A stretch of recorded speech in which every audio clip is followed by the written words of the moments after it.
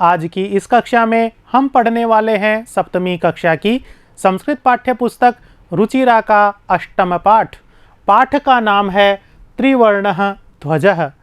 इस पाठ के दो भाग हैं। आज हम पहला भाग पढ़ेंगे और इस भाग में हम पाठ का परिचय प्राप्त करेंगे, साथ ही पाठ का अवबोध भी करेंगे। तो आइए पहले हम पाठ का परिचय प्राप्त कर लेते हैं। त्रिवर्णः ध्वजः, इस शीर्षक में दो पद हैं, त्रिवर्णः और ध्वजः। त्रिवर्णः यह समस्त पद है, समास से बना हुआ पद है, जिसका विग्रह इस प्रकार होगा। त्रयाणाम वर्णानाम समाहारः, तीन वर्णों का समाहार, तीन वर्णों का समूह। वर्ण अर्थात रंग, तीन रंगों का जो समाहार है उसको कहते हैं त्रिवर्णः। इसी प्रकार ध्वजः, इस पद का अर्थ होता है पताका अथवा झंडा। तो त्रिवर्णः ध्वजः, इसका अर्थ हुआ तिरंगा झंडा। तिरंगा झंडा हमारे भारत देश का झंडा, जिसको हम यहाँ पर देख सकते हैं। हवा में यह बड़ी शान से लहरा रहा है और यह हमारा मान है, सम्मान है, गौरव है। तो विद्यार्थियों, आज हम इसी हमारे झंडे के विषय में पढ़ेंगे। त्रिवर्णः ध्वजः, तीन रंग का यह झंडा अस्माकं, हमारे भारत देशस्य, भारत देश का राष्ट्रीय ध्वजः अस्ति, राष्ट्रीय ध्वज है, राष्ट्रीय झंडा है। कौन सा है हमारा राष्ट्रीय झंडा? तिरंगा। अस्मिन् ध्वजे, इस झंडे में त्रिवर्णाः सन्ति, तीन वर्ण है, तीन रंग हैं।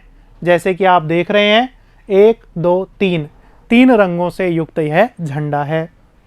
केशर वर्ण है, श्वेत वर्ण है, हरित वर्ण च, ये तीन रंग हैं। ऊपर जो रंग है वो है केशर वर्ण, केसरिया रंग। मध्य में जो वर्ण है वो है श्वेत वर्ण अर्थात सफ़ेद रंग, और नीचे जो वर्ण है वो है हरित वर्ण अर्थात हरा रंग। तो इस प्रकार तीन रंगों से बना हुआ यह झंडा, तिरंगा झंडा, हमारा राष्ट्रीय झंडा है। केशर वर्ण है, केसर वर्ण, ऊपर जो वर्ण है केसर वर्ण, केसरिया रंग, त्यागस्य, यह त्याग का। श्वेत वर्ण है और सफ़ेद रंग, शांतेः, शांति का। तथा च, और हरित वर्ण है, नीचे जो हरित वर्ण है, हरा रंग है, यह समृद्धेः, समृद्धि का प्रतीक है, अस्ति, प्रतीक है, सूचक है। तीनों रंग अलग अलग बातों के सूचक हैं। केसरिया रंग त्याग का बोध कराता है, सफ़ेद रंग शांति का जो है प्रतीक है, और हरा रंग जो है वो खुशहाली का, समृद्धि का बोध कराता है। इस प्रकार हमारा तिरंगा झंडा किसी न किसी प्रतीक को संकेत करता है। तो यह पाठ का परिचय है, जिसको हमने जान लिया है। अब हम पाठ में प्रवेश करते हैं और पाठ को पढ़ते हैं। पहला गद्यांश हमने यहाँ पर स्वीकार किया है। पहले हम इसका वाचन कर लेते हैं, इसके बाद क्रियापद और कठिन पदों के साथ हम इसके अर्थ को जानेंगे। केचन बालकाः काश्चन बालिकाश्च स्वतंत्रता दिवसस्य ध्वजारोहण समारोहे सोत्साहं गच्छन्तः परस्परं संलपन्ति। देवेशः, अद्य स्वतंत्रता दिवसः। अस्माकं विद्यालयस्य प्राचार्यः ध्वजारोहणं करिष्यति। छात्राश्च सांस्कृतिक कार्यक्रमान् प्रस्तोष्यन्ति, अन्ते च मोदकानि मिलिष्यन्ति। तो यह पहला गद्यांश है, जिसमें पाठ का आरंभ है और साथ में देवेश नामक एक छात्र है जो कुछ संवाद कह रहा है। इस गद्यांश में, गद्यांश वही है, लेकिन इस गद्यांश में जो पीले रंग से पद संकेतित हैं वो क्रियापद हैं। ये क्रियापद क्या अर्थ देते हैं जान लेते हैं। जैसे पहला क्रियापद आया है संलपन्ति। संलपन्ति का अर्थ है बातें करते हैं। करिष्यति, इसका अर्थ है करेंगे। प्रस्तोष्यन्ति, प्रस्तोष्यन्ति का अर्थ है प्रस्तुत करेंगे। और मिलिष्यन्ति, मिलिष्यन्ति का अर्थ है मिलेंगे। तो ये चार क्रियापद इस गद्यांश में आए हैं। इन चारों क्रियापदों में तीन जो क्रियापद हैं, करिष्यति, प्रस्तोष्यन्ति और मिलिष्यन्ति, ये तीनों ही क्रियापद लृट लकार के प्रथम पुरुष के रूप हैं। ये लंग लकार गलती से यहाँ पर छपा हुआ है, ये लृट लकार के रूप हैं और प्रथम पुरुष के रूप हैं। करिष्यति एक वचन का रूप है, जबकि प्रस्तोष्यन्ति और मिलिष्यन्ति बहुवचन के रूप हैं। लृट लकार का प्रयोग भविष्य काल के अर्थ को सूचित करने के लिए होता है। संलपन्ति यह लट लकार का रूप है। तो इस प्रकार हमने क्रियापदों का यहाँ पर बोध किया है और जाना है। पाठ को पढ़ते हुए आप क्रियापदों को और कठिन पदों को अपनी कॉपी में भी लिखते रहिए, ताकि पाठ का अधिगम अच्छी तरह से हो जाए। तो क्रियापदों का हमने बोध कर लिया है। अब गद्यांश के कठिन पदों का अर्थ जान लेते हैं। जैसे केचन, केचन और काश्चन, ये दोनों ही प्रश्नवाचक पद हैं, सर्वनाम पद हैं। दोनों का ही अर्थ होता है कुछ। केचन यह पुंलिंग के लिए प्रयोग में आता है और काश्चन ये स्त्रीलिंग के लिए प्रयोग में आता है। दोनों ही बहुवचन के रूप हैं। जैसे कुछ बालक, अगर हमें ऐसा कहना हो तो कहेंगे केचन बालकाः, और कुछ बालिकाएं, तो स्त्रीलिंग के लिए अगर कुछ शब्द का प्रयोग करना है तो हम कहेंगे काश्चन बालिकाः। इसी तरह केचन मनुष्याः, काश्चन महिलाः। तो इस प्रकार केचन और काश्चन, इन दोनों पदों का हम बहुवचन में प्रयोग कर सकते हैं। दूसरा पद है अन्ते। अन्ते का अर्थ है अंत में, और अन्ते यह अंत इस नपुंसक लिंग शब्द के सप्तमी विभक्ति के एक वचन का रूप है। मोदकानी, मोदकानी का अर्थ है लड्डू, और मोदकानी यह मोदक इस नपुंसक लिंग शब्द के द्वितीय विभक्ति के बहुवचन का रूप है। कठिन पदों का अर्थ हमने जान लिया है। अब हम इस गद्यांश का सरलार्थ जानते हैं। केचन बालकाः, कुछ बालक, काश्चन बालिकाः च और काश्चन बालिकाः, कुछ बालिकाएं, कुछ बालक और कुछ बालिकाएं स्वतंत्रता दिवसस्य, स्वतंत्रता दिवस के ध्वजारोहण समारोहे, ध्वजारोहण के समारोह में सोत्साहम, उत्साह के साथ, खुशी के साथ, जोश के साथ, गच्छन्तः जाते हुए, परस्परम आपस में, संलपन्ति बातें करते हैं। यानी स्वतंत्रता दिवस का समारोह है जो विद्यालय में मनाया जा रहा है, और उसी समारोह में भाग लेने के लिए कुछ बालक बालिकाएं जाते हुए आपस में बातें कर रहे हैं। क्या कर रहे हैं? देवेश बोल रहा है। क्या बोल रहा है? अद्य स्वतंत्रता दिवस है, आज स्वतंत्रता दिवस है। स्वतंत्रता दिवस हर वर्ष 15 अगस्त को मनाया जाता है, क्योंकि इस दिन हमारा देश आज़ाद हुआ था, अंग्रेज़ों की गुलामी से मुक्त हुआ था। इसीलिए इस दिन को, 15 अगस्त के दिन को स्वतंत्रता दिवस के रूप में मनाया जाता है। तो देवेश कह रहा है अद्य, आज स्वतंत्रता दिवस है, स्वतंत्रता दिवस है। अस्माकं, हमारे, विद्यालयस्य, विद्यालय के, प्राचार्यः, प्राचार्य महोदय, ध्वजारोहणम करिष्यति, ध्वजारोहण करेंगे यानी झंडा फहराएंगे। छात्राः च, और छात्रा, छात्राः यानी जो छात्र छात्राएं हैं, विद्यार्थी हैं, वे विद्यार्थी सांस्कृतिक कार्यक्रमान, सांस्कृतिक कार्यक्रमों को प्रस्तोष्यन्ति, प्रस्तुत करेंगे, मंच पर अपना नृत्य इत्यादि सांस्कृतिक कार्यक्रम दिखाएंगे। अन्ते च, और अंत में, अंत में कब? जब कार्यक्रम समाप्त हो जाएगा उसके बाद मोदकानि मिलिष्यन्ति, लड्डू मिलेंगे। इस समारोह के अंत में खुशी में लड्डू बांटे जाएंगे जिनको हम प्राप्त करेंगे। तो यह देवेश ने अन्य छात्रों से बात कही। आगे पाठ में क्या होता है, अन्य कौन कौन छात्र हैं, वो क्या क्या कहते हैं, ये हम अगले गद्यांश में जानेंगे। आगे देखो, इसमें एक चित्र है जिसमें हमें तिरंगा झंडा यहाँ पर विद्यालय के प्रांगण में दिखाई दे रहा है। प्राचार्य महोदय इस झंडे का जो है फहरा रहे हैं, ध्वजारोहण कर रहे हैं। पास में ही बालक, विद्यालय के बालक और उनके माता पिता, अभिभावक खड़े हुए हैं। तो ये जो है ध्वजारोहण का चित्र है जो विद्यालय में किया जा रहा है। अगला गद्यांश है। अगले गद्यांश में डेविड, शुचि, सलीम इत्यादि अनेक छात्र हैं जो अपनी अपनी बातें रख रहे हैं, आपस में कर रहे हैं। कौन क्या कह रहा है? डेविड है, शुचे जानासि त्वम अस्माकं ध्वजः कीदृशः? शुचिः अस्माकं देशस्य ध्वजः त्रिवर्णः इति। सलीमः रुचे अयं त्रिवर्णः कथं? रुचिः अस्मिन् ध्वजे त्रयः वर्णाः सन्ति अतः त्रिवर्णः। किं त्वम् एतेषां वर्णानां नामानि जानासि? सलीमः अरे केशरवर्णः, श्वेतः, हरितः च एते त्रयः वर्णाः।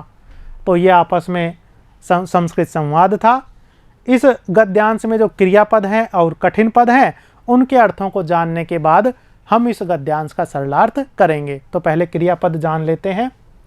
इसमें क्रियापद जो है, इसमें जो क्रियापद आए हैं वो जानासी, यह अर्थात तुम जानती हो, ये मध्यम पुरुष के एक वचन का क्रियापद है। एक ही क्रियापद है जो जानने के अर्थ में है, इसीलिए अलग से क्रियापदों का यहाँ पर विवरण नहीं दिया है।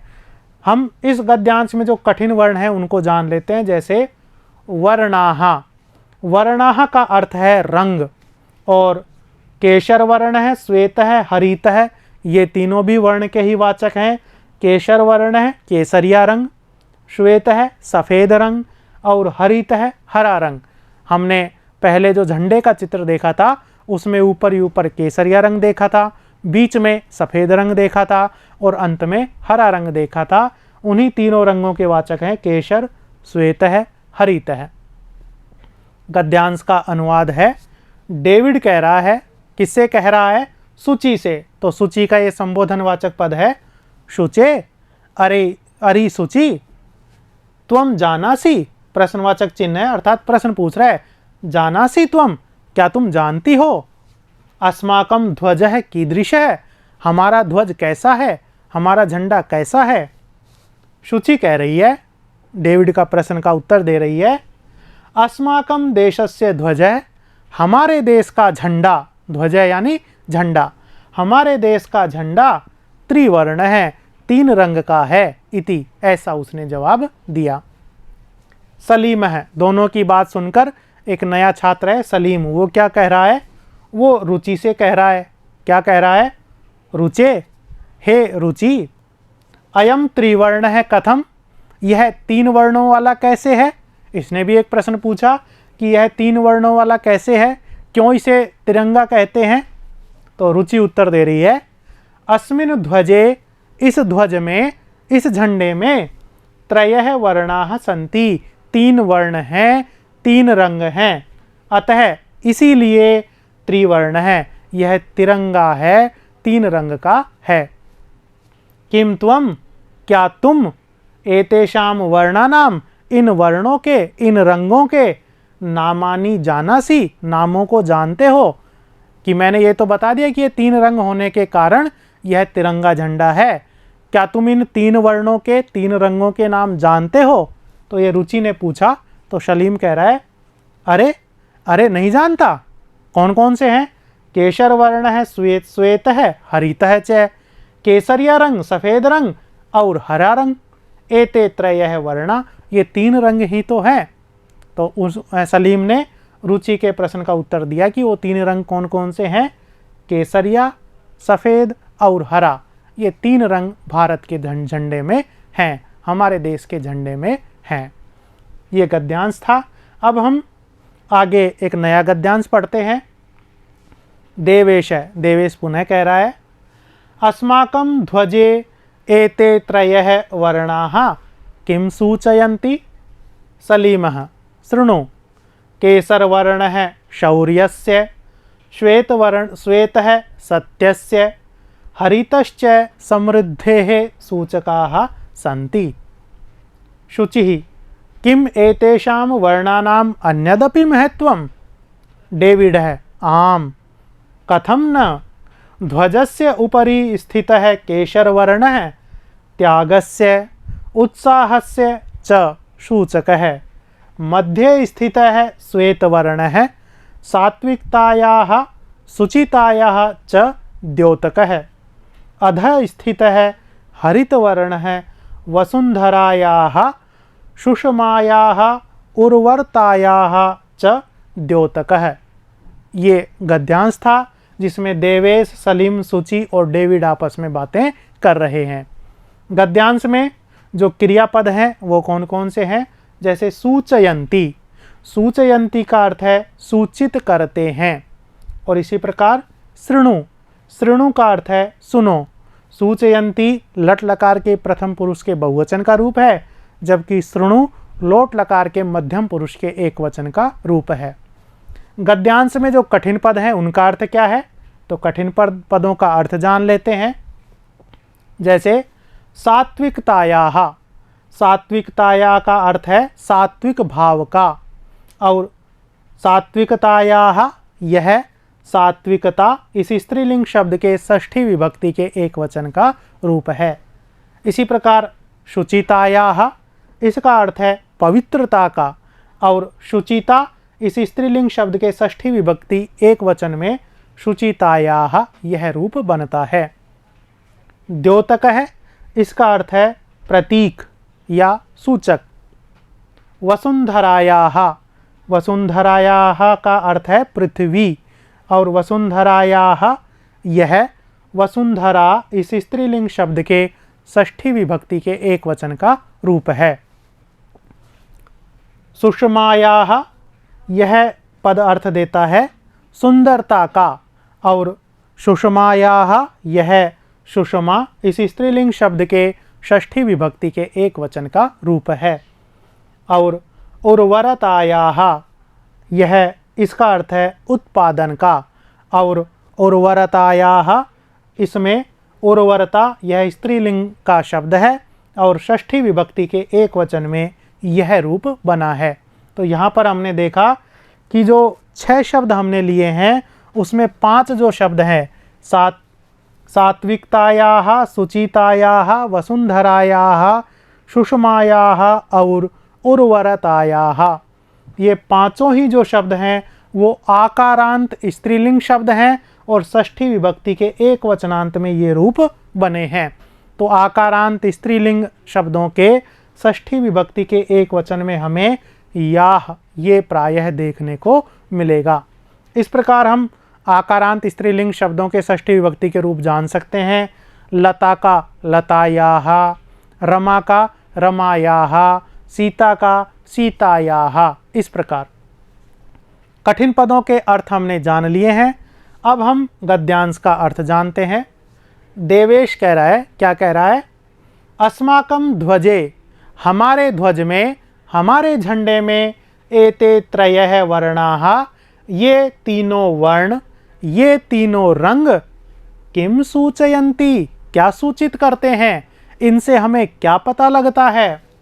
तो सलीम है, सलीम कह रहा है शृणु सुनो। केसर वर्ण है सौरस, केसर वर्ण है शौर्यस्य, केसर जो वर्ण है, केसर या रंग है वह शौर्य का। श्वेत है सफ़ेद रंग, सत्यस्य सत्य का, हरितश्च और हरित वर्ण हरा रंग, समृद्धे है समृद्धि का, सूचकाः सन्ति सूचक हैं।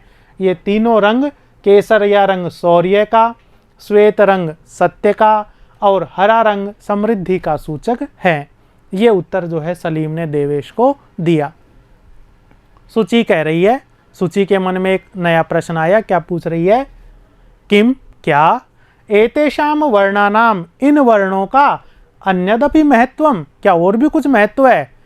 ये शौर्य का, सत्य का और समृद्धि का प्रतीक है, यह तो सही है, यह बात तो हमने जान ली है।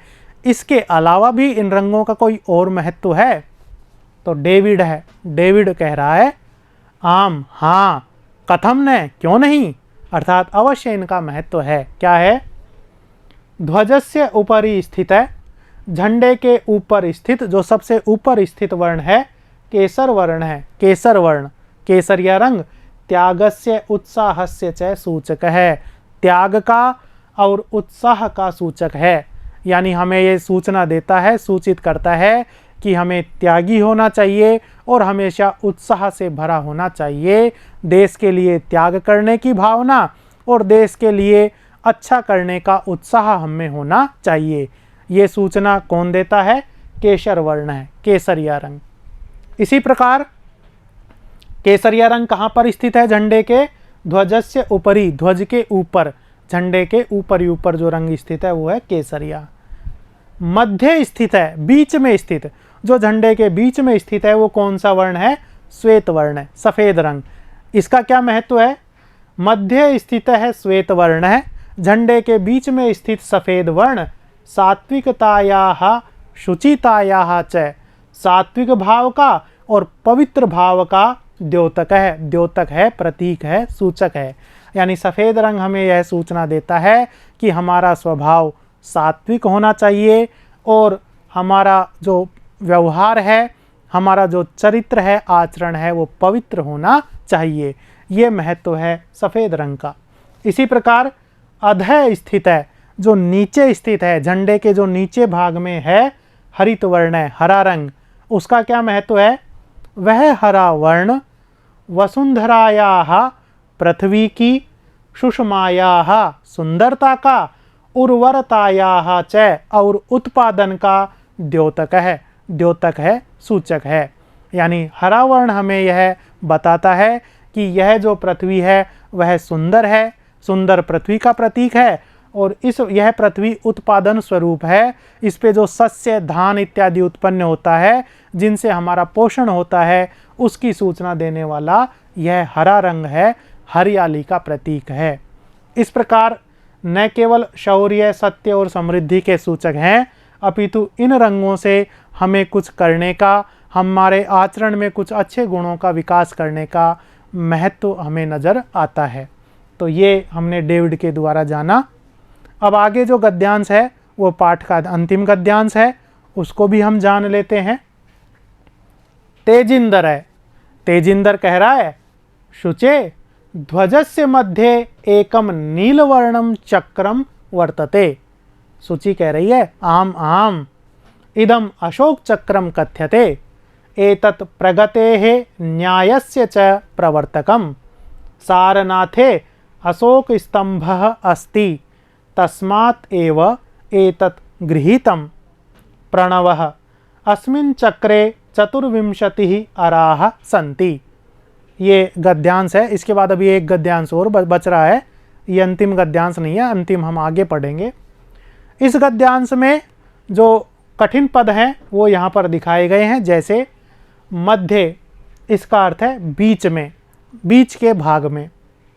प्रगतेः, प्रगतेः का अर्थ है प्रगति अथवा विकास का, और प्रगतेः यह प्रगति इस स्त्रीलिंग शब्द के षष्ठी विभक्ति के एक वचन का रूप है। प्रवर्तकम, इसका अर्थ है प्रणेता या संस्थापक। गृहीतम, गृहीतम का अर्थ है ग्रहण किया गया, स्वीकार किया गया। और अराह, अराह का अर्थ है तीलियाँ। अरा इस पुंलिंग शब्द के प्रथमा विभक्ति के बहुवचन में अराह ये रूप बनता है। अर्थ, गद्यांश का अर्थ क्या है जान लेते हैं। कठिन पदों का अर्थ हमने जान लिया है। तेजिंदर सूची से कह रहा है, शुचे, हे सूची, ध्वजस्य मध्य, झंडे के बीच में एकम, एक, नीलवर्णम चक्रम वर्तते, नीले रंग का चक्र भी है। जब हम भारत का झंडा देखेंगे तो इसमें एक नीले वर्ण का चक्र दिखाई देगा, जैसे यहाँ पर ये जो दिखाई दे रहा है ये नीले वर्ण का चक्र है। इसके बारे में तेजिंदर सूची से पूछ रहा है कि हे सूची, झंडे के बीच में एक नीले रंग का चक्र भी दिखाई देता है। सूची कह रही है, आम आम, हाँ हाँ दिखाई तो देता है। इदम अशोक चक्रम कथ्यते, यह अशोक चक्र कहलाता है। इसका क्या नाम है? अशोक चक्र। एतत्, यह अशोक चक्र प्रगते है, प्रगति का, विकास का, न्यायस्य च, और न्याय का, प्रवर्तकम, प्रवर्तक है, प्रणेता है। यह चक्र हमें बताता है कि निरंतर भारत का विकास होता रहे और भारत में न्याय की स्थापना हो। ये इन दोनों की सूचना हमें यह नीले रंग का चक्र देता है और इसी कारण इसको तिरंगे झंडे के बीच में दिखाया गया है। ये चक्र कहाँ से लिया गया है? सारनाथ नामक एक जगह है, स्थान है। उस स्थान पर अशोक स्तंभ है। अशोक स्तंभ है जो राजा अशोक ने स्थापित करवाया था, बनवाया था। तस्मातेव, उसी अशोक स्तंभ में यह जो चक्र है, तस्मातेव उसी अशोक स्तंभ से एतत् यह चक्र गृहीतम ग्रहण किया गया है। तो सारनाथ में जो अशोक स्तंभ राजा अशोक ने बनवाया था, उस अशोक स्तंभ में चक्र ये बना हुआ है, वहीं से इस चक्र को झंडे में स्वीकार किया गया है। प्रणव है अस्मिन् चक्रे, इस चक्र में चतुर्विंशति 24, चतुर्विंशति यह संख्यावाचक पद है जिसका अर्थ होता है 24। अराह संति, तीलियां हैं। ये जो आप डंडे देख रहे हैं ये 24 हैं गिनती में, तो 24 तीलियों से युक्त यह चक्र है। ये अंतिम गद्यांश है। मेरी कह रही है, भारतस्य संविधान सभायां 22 जुलाई 1947 तमे वर्षे समग्रतया अस्य ध्वजस्य स्वीकरणं जातम्। तेजिंदर है, अस्माकं त्रिवर्णः ध्वजः स्वाधीनतायाः राष्ट्रगौरवस्य च प्रतीकः। अतः एव स्वतंत्रता दिवसे गणतंत्र दिवसे च अस्य ध्वजस्य उत्तोलनं समारोहपूर्वकं भवति। जयतु त्रिवर्णः ध्वजः, जयतु भारतम। ये अंतिम गद्यांश है। इस गद्यांश में जो कठिन पद हैं, जैसे समग्रतया, इसका अर्थ है संपूर्ण रूप से, और समग्रतया, यह समग्रता इस स्त्रीलिंग शब्द के षष्ठी विभक्ति के तृतीय विभक्ति के एक वचन का रूप है। इसी प्रकार स्वाधीनतायाः, इसका अर्थ है स्वतंत्रता का, आज़ादी का, और स्वाधीनतायाः, यह स्वाधीनता इस स्त्रीलिंग शब्द के षष्ठी विभक्ति के एक वचन का रूप है। राष्ट्र गौरवस्य, इसका अर्थ है राष्ट्र के सम्मान का, और राष्ट्र गौरवस्य, यह राष्ट्र गौरव इस नपुंसक लिंग शब्द के षष्ठी विभक्ति के एक वचन का रूप है। उत्तोलनम, उत्तोलनम का अर्थ है ऊपर उठाना, फहराना। ये कठिन पदों के अर्थ थे। अब हम इस अंतिम गद्यांश का अर्थ जान लेते हैं। मेरी, यह एक छात्रा है, क्या कह रही है? भारतस्य संविधान सभायां, भारत की संविधान सभा में 22 जुलाई 1947 तमे वर्षे, 22 जुलाई सन 1947वें वर्ष में समग्रतया, संपूर्ण रूप से, अस्य ध्वजस्य, इस ध्वज को, इस झंडे को, स्वीकरणम जातम, स्वीकार किया गया था। यह जो झंडा आज हम देख रहे हैं, ऊपर केसरिया रंग, बीच में श्वेत रंग, अंत में हरा रंग, बीच में नीले रंग का चक्र, और इसकी लंबाई और चौड़ाई का अनुपात, ये सारी जो चीज़ें हैं, ये 22 जुलाई 1947 को संविधान की जो सभा हुई थी उसमें इस रूप को स्वीकार किया गया था कि हमारे देश का झंडा कैसा हो, हमारे देश का झंडा ऐसा हो। तेजिंदर कह रहा है, अस्माकं त्रिवर्णः ध्वजः, हमारा तिरंगा झंडा, स्वाधीनतायाः, स्वतंत्रता का, राष्ट्र गौरवस्य च, और राष्ट्र के सम्मान का, प्रतीक है। अतः एव, इसीलिए, स्वतंत्रता दिवसे गणतंत्र दिवसे च, स्वतंत्रता दिवस पर और गणतंत्र दिवस पर, स्वतंत्रता दिवस अर्थात 15 अगस्त के दिन, गणतंत्र दिवसे च, और गणतंत्र दिवस के दिन यानी 26 जनवरी के दिन, अस्य ध्वजस्य, इस ध्वज का, इस झंडे का, उत्तोलनम, उत्तोलन ऊपर उठाना, फहराना, इस झंडे को फहराने का कार्यक्रम समारोह पूर्वकम भवति, समारोह के साथ होता है, खुशी के साथ होता है। जयतु त्रिवर्णः ध्वजः, त्रिवर्णः ध्वजः, हमारा तिरंगा झंडा, जयतु, विजयी हो, पूरे संसार में इसकी जय हो, भारतम जयतु, और भारत की जय हो। अंत में सभी मिलकर तिरंगे झंडे की और हमारे देश भारत की जय जयकार करते हैं। तो इस प्रकार हमने पाठ में जाना कि छात्र और छात्राएं आपस में जो बातें करते हैं उनसे हमें पता लगता है कि हमारे तिरंगे झंडे का क्या महत्व है, किस प्रकार उसको स्वीकार किया गया है और क्यों यह हमारे देश की स्वतंत्रता और राष्ट्र गौरव का प्रतीक है। तो बच्चे बहुत कुछ जानते हैं, उसी को हमने इस पाठ में पढ़ा है। पाठ को हमने पूरा यहीं पर पढ़ लिया है। इस पाठ के दूसरे भाग में हम पाठ के प्रश्नोत्तरों का समाधान करेंगे। तो मिलते हैं अगले वीडियो में। धन्यवाद।